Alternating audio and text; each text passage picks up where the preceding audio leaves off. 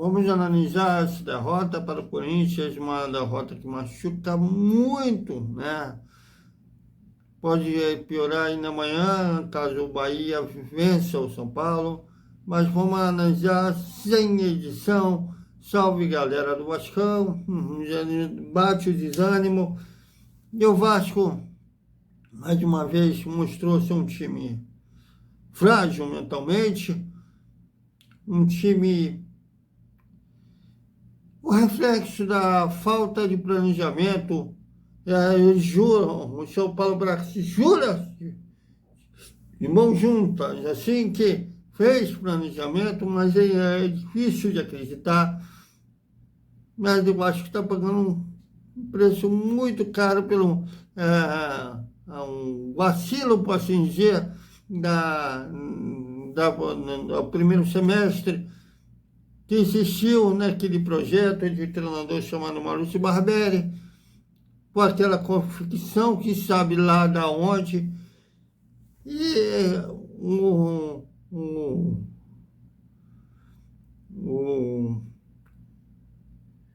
Ramon Dias tenta corrigir, mas pode ter sido tardio. O Vasco é um time que mentalmente não está pronto para ser um time vencedor, não está pronto para brigar por coisas grandes na Série A do Brasileiro. Um time que faz gol e recua em casa não pode ser considerado um time que da grandeza do Vasco. O Vasco fez 1-0 no início do jogo, né, com o Mita que até então estava tendo uma boa atuação na partida, assim. Foi uma bela visão de jogo do Payet para o Piton, que cruzou, foi jogado de lateral para lateral, e o Mita cabeçou para o chão, cobrindo o Cássio, fazendo 1-0, beleza, vai fazer igual o Bahia, tentar fazer, aproveita que o adversário sentiu o gol e fazer mais um para acabar psicologicamente com o adversário. Não. O Vasco fez o gol e toma a bola. Aí joga agora você, tá? Deixou o Corinthians gostar do jogo. Mais um time do Corinthians também não é um time tecnicamente de alto padrão, então um time técnico, e com a bola nos pés não estava dando também grandes sustos ao Vasco. Só que o Vasco tem um time do Vasco que é tão limitado que você, se perder uma peça, você fica sem quem possa manter aquele padrão. O Vasco é dependente hoje do Maicon. O Maicon é um zagueiro que, pelo alto, é o que dá qualidade ao Vasco, não toma sustos nesse tipo de lance. E o Vasco tomou 2 gols do Romero, que é baixinho, de cabeça.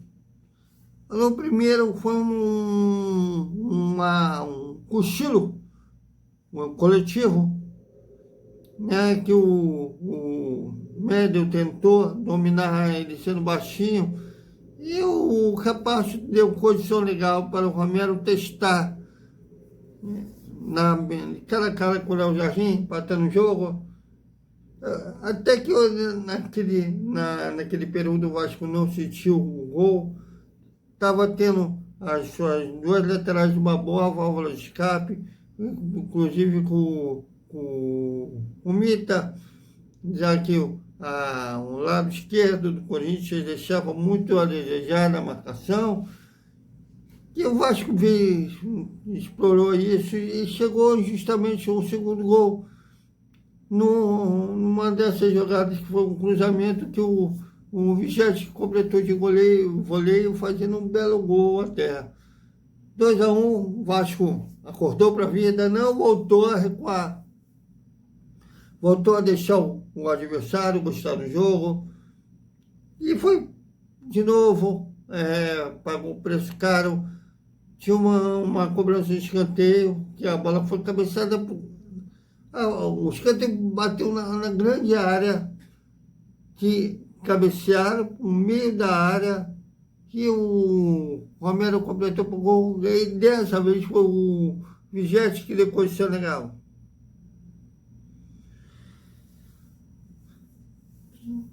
Quer dizer, veja, tanto quanto estava 1-0, quanto o Vasco fez 2-1, em vez de tocar bola no campo de ataque, deixar o adversário ficar nervoso, entrar na mente do adversário, ele simplesmente abriu mão de jogar, deixou o adversário jogar. E no segundo tempo, não houve alteração de início. O time até tentava tocar bola, tentar construir jogadas no meio para frente, só que na defesa, o Vasco nas últimas partidas tem deixado um verdadeiro buraco no meio de campo. E espero até que os coleguinhas que estiverem lá perguntem ao Ramon por que o time sempre quando faz um gol recua, porque ele tem deixado esse verdadeiro buraco no meio campo, a intermediária, que isso beneficia muito quem sabe chutar bem de fora da área.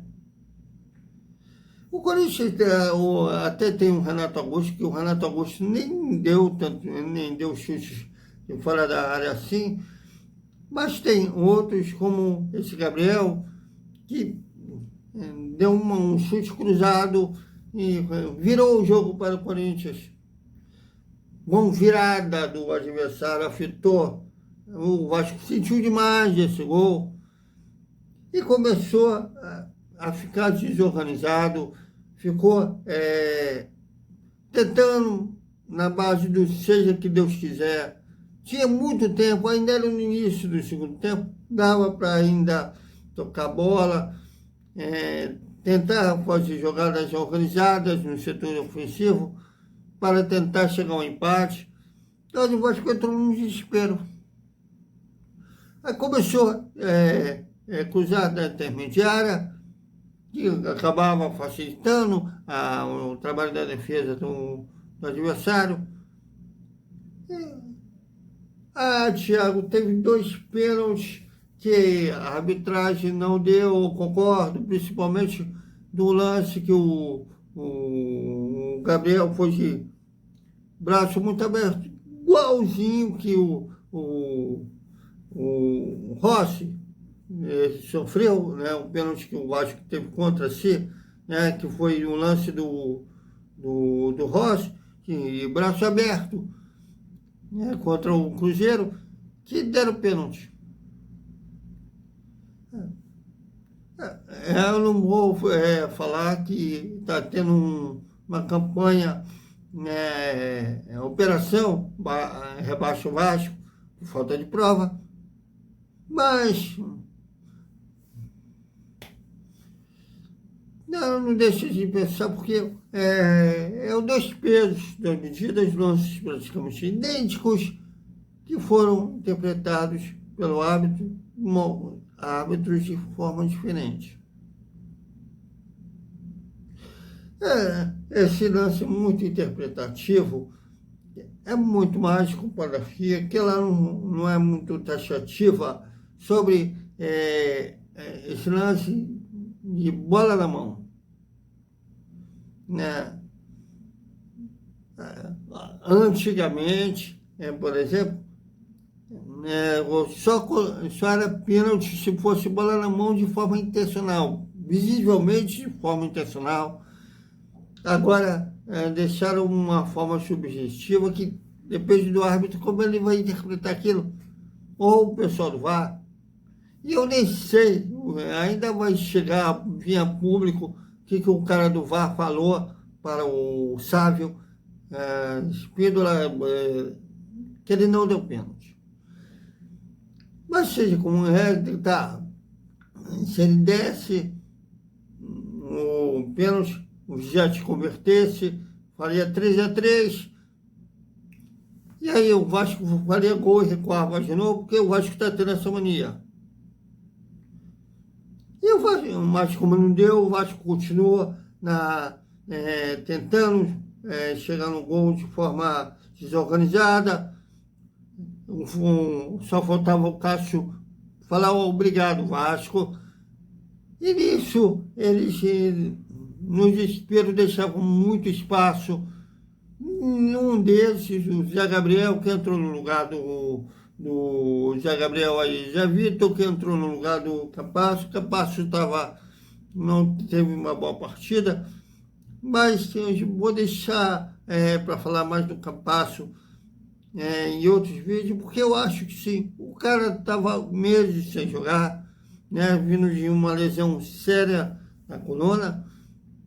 É normal que ele sentisse o ritmo de jogo, mas era um jogo decisivo, não tinha como ele, devido aos desfalques que o Vasco teve, não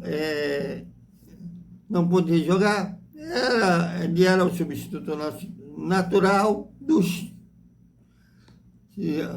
coleção de desfalques que tiveram para a zaga. Mas pior ainda o Zé Vitor, que foi uma bola que ele rifou, que originou o contra-ataque, que o Gabriel fez o que quis com ele, né, na ponta de direita, cruzou para trás. E o Giovani, que ainda não tinha feito gol como profissional, agora talvez possam falar que o Vasco entrou na vida desse jogador porque é o primeiro time que ele fez gol como profissional.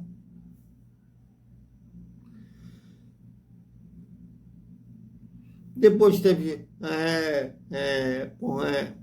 alguém dando margem para um Rodrigo Terra da vida, um STJD, que tem 2 pesos e 2 medidas, ao vídeo Cruzeiro aí. Jogou uma lata de cerveja, o árbitro vai colocar na súmula, e a gente já sabe que com o Vasco, o STJD, o Rodrigo Terra tem pesos maiores. Por mais que a gente fale, não faça, porque tem gente que simplesmente odeia o Vasco, não esconde isso, gente de poder, inclusive, acabam fazendo também na hora do nervoso, as pessoas não pensam, jogaram lá cerveja e isso vai ser colocado na súmula. Agora eu quero ver quantos jogos eles vão botar o Vasco em suspensão. Vídeo com o Cruzeiro, a torcida invadiu querendo meter a porrada nos jogadores e agora já está liberada de novo. Bom, mas seja como for, se o Vasco realmente cair, espero que não. Eu sou aquele romântico incorrigível. Espero que o Vasco pode entrar ainda na zona de rebaixamento nessa rodada, caso o Bahia vença o São Paulo amanhã. Mas, vamos lá, se o Vasco, se o Bahia perder, tomara que, nesse caso aí, o Vasco ainda fica dependendo de si. Mas aí tem outra coisa, outro fator aí. O Vasco precisa quebrar 2 escritas desses adversários que o Vasco teve nessa reta final do Brasileiro. Faltam 2 jogos. O Vasco não conseguiu quebrar o jejum. Não conseguiu tirar a escrita sem vencer o Atlético Paranaense lá em Curitiba. Hoje não quebrou um jejum de vitórias em praça nenhuma contra o Corinthians desde 2010. E o Vasco se salvar, o Vasco terá que vencer o Grêmio na arena do Grêmio, coisa que ele ainda nunca fez. A última vitória do Vasco sobre o Grêmio foi no antigo Olímpico, a antiga praça que o Grêmio colocava os seus jogos lá em Porto Alegre. Que, aliás, eu vi num canal aí, não lembro qual era o canal, se era o Capolo, não lembro qual era o canal, que eles filmaram como está o Olímpico hoje. está em estado lamentável. Mas cada um com seus problemas. Enfim, o Vasco agora, no meio da dor, não vou dizer para o torcedor que ele está errado, dizer que o Vasco só caiu. A gente está com dor. Mas ainda não caiu, ainda tem soluções matemáticas. Mas fica difícil fazer o torcedor acreditar quando o Vasco abre placar, abre vantagem, recua, permite a reação do adversário. É difícil falar para o torcedor acreditar quando pagamos um preço de um cara que não tem experiência, ser dirigente, montou um time do primeiro semestre horrível, que eu nunca vou esquecer, quando a gente foi eliminado pelo Flamengo no Campeonato Carioca. Veja bem, no Campeonato Carioca, eu perguntei ao então treinador do Vasco, Maurício Barbieri, se ele ia pedir jogadores mais experientes, porque o time do Vasco era muito novo. E aí citou o Léo Jardim, citou o Léo, citou o Alex Teixeira, o Jesse ainda não era do time. Citou o Pedro Raul, que fazia parte do time, como não se precisasse mais. E o Vasco pagando esse preço muito caro. E a ponto de já no Brasileiro, o Vasco perdendo de 4-0 para o Flamengo no primeiro tempo. Veio do Maurício Barbieri ser demitido, nem voltar no segundo tempo. O cara foi demitido.